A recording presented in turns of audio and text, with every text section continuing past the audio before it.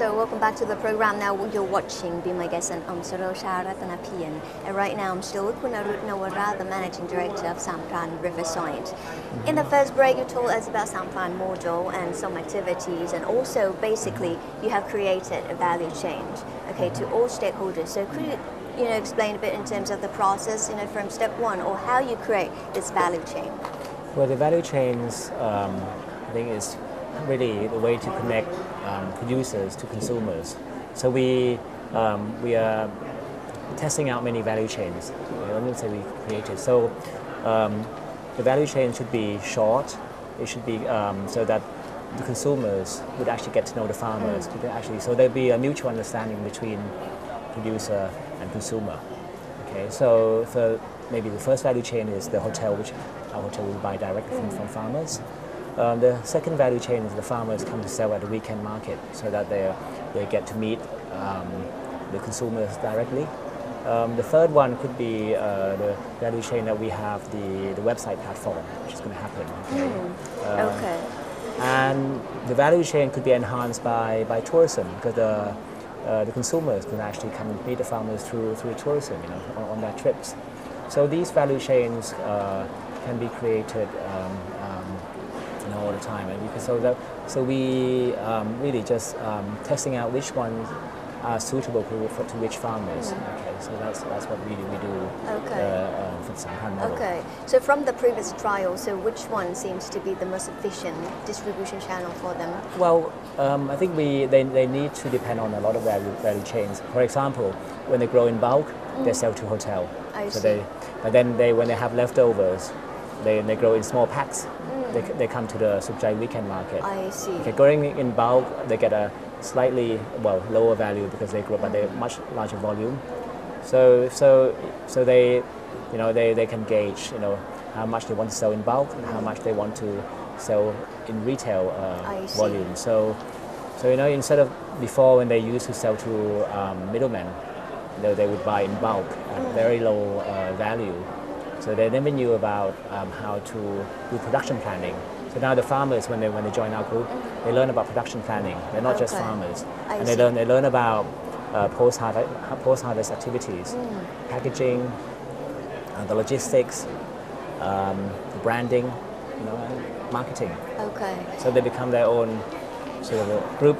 SMEs, their own business groups. Okay, and they will be more independent, I would say. Of course, so they don't have to depend on anyone. Okay, and you also mentioned that they learn the consumers' behaviors nowadays. So what have you learned in terms of our current trend of consumers' behavior? Well, I think the consumers' behavior now it's very much a trend to buy organic.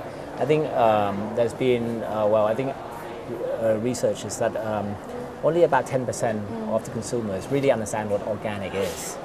Okay, now it's a trend. Okay, they hear from their friends that organic is good, and then they just go and buy organic because of the health purposes. But I think the consumers' behavior is catching up fast. I think they're getting to learn about what's not organic. For example, hydroponic is not organic. I see.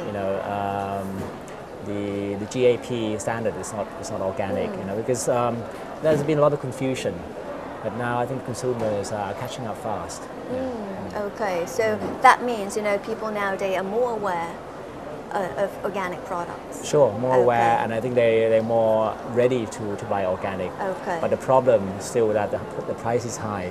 So what we want to do with our movement is that how if we can connect the farmers directly to consumers, the price is not going to be higher. There's no need for the middleman. So it's direct buying and selling. I see, okay. And in terms of the Thai customers or consumers' awareness towards organic products, so what do you think it is nowadays? The Thai consumers? Yeah, perception or awareness towards organic products. I think in the last few years, I think there's been a big movement on the consumer side, because I think everyone's aware of the health problems derived from chemical residues in food, and I think organic produces taste much better too.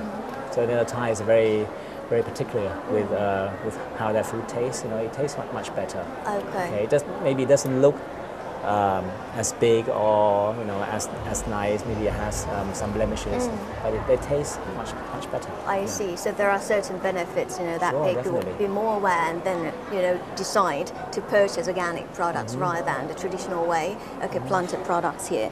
Now talking about the activities, consisting in this module. So could you explain a little bit more? Our activities actually span throughout the value chain I was talking about. So at the upstream, the value chain, we work with groups of farmers, and that's really the main bulk of our work. So we work with 10 groups of farmers in our province and some in the surrounding provinces. So we have group meetings every month. We emphasize the group movement because new farmers can learn from their peers who have been successful organic farmers. I see. And so there's a lot of knowledge transfer between the groups. Okay, we work with universities. So right now we have sub-projects where we work on a web platform. We work on packaging, post-harvest activities. I see. We are working now. We're going to be working with on the processing because we've got a process how we can actually process organic raw material to get much higher value for the produce, for the farmers. So we work with various projects with universities. We also work with government bodies. We work with the Department of Internal Trade. So in terms of the organic farm outlet for the organic distribution center, we work with Department of Soil on the PGS, which is the participatory guarantee system. Okay. Okay. We work with anyone who's willing to work with us, but it's got to be consistent. So we work with most of our partners are local. Okay. Yeah. So how the model here, corresponds with the Pracharat policy So the initiative? what I was explaining to you is Pracharat already. So, and university use as a platform for research. Okay. Government bodies use us to fulfill their policies. Farmers, I work with other private enterprises as well. So that's the work on the upstream. Yeah. I So see. talking about it. So the downstream. I think they are downstream, and consumers are ready to buy anyway if the price is right. So what we do is we connect them directly through different market channels. But they are direct channels. So the price is not high. So it's not actually the price charged by the middleman. It's actually I charged see. by the farmers. I see. Plus maybe some transportation costs, which is not a Okay, lot. so all in all that means the models really corresponds and then reacted to the sufficiency economy, concept, so His Majesty the King. Sure. So Yes. could you explain a little bit more about I think this? what I explained to you all in all, I think we adhere to His Majesty's Sufficiency Economy philosophy in Thailand, which I feel, if you look at the S3EP, it's based on 3 loops and 2 foundations. So what we practice moderation, because through organic farming we don't overproduce, we don't get our crops to bear fruit out of season, and we practice rationality because all the farmers who do organic farming, there's always an upward learning curve because there's always a trial and error. It's not like when they see a problem, if they were a chemical farmer, if they see an insect, then they would rush to the chemical shop. I see. Okay, but this they have to learn from their practices, so they become better farmers over time, and they understand the markets. But before they only knew the middlemen. Now they understand consumers' behavior. I see. They know how to do production planning. So they become their own independent business groups, small business groups. I see. Okay, and in terms of risk mitigation, they're not just growing one crop, which is and they're doing polyculture. So basically that mitigates risk over the seasons, and they have different market channels. I see. So that's sufficiency economy philosophy in practice. I see. And when they join together with us, with university, with government bodies, that's then we form network, I see. and that's really SEP at the advanced level. Okay. So how do you see this model, developed in the future? Well, we feel that we're a model, and we can be a very local model. So we have to practice moderation also. So we don't feel that we can expand more than Nakhon Pathom. I see. Or neighboring. So we feel the way to expand is that for others in other provinces, come and learn. I see. Okay, and go back and then start themselves, practice, and then we exchange knowledge between other areas, other models. Because it's always a learning process. Life's a long learning process. So we hope that there will be other initiatives in other parts of the country, and then we can exchange knowledge, exchange ideas, and that would lead to sustainable development for our nation. Okay, and I believe that Sampran Riverside has also been kind of a learning hub, for foreigners as well. So could you explain a little bit more? Well, we become like a model. So a lot of universities, schools, farmers come to see what we're doing and learn from our experiences.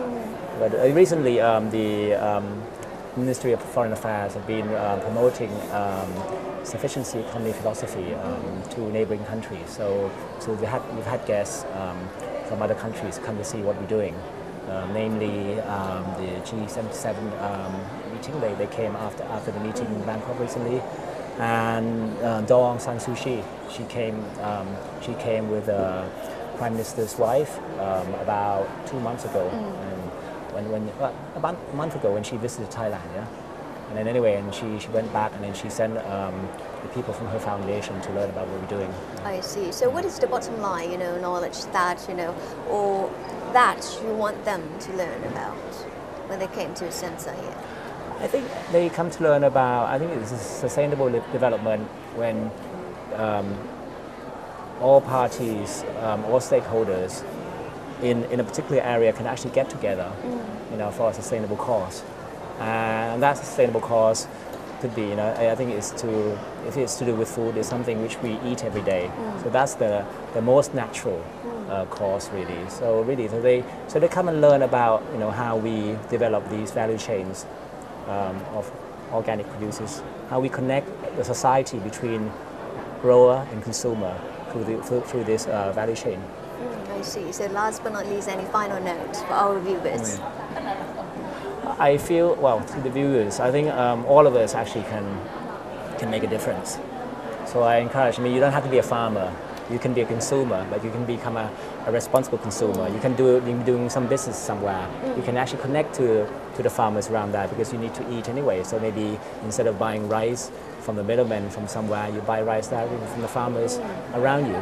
So I think everyone can participate. Everyone can actually make a difference. And I think all in all, I think we need to become collective leader to make this change in order to make a sustainable development for our country.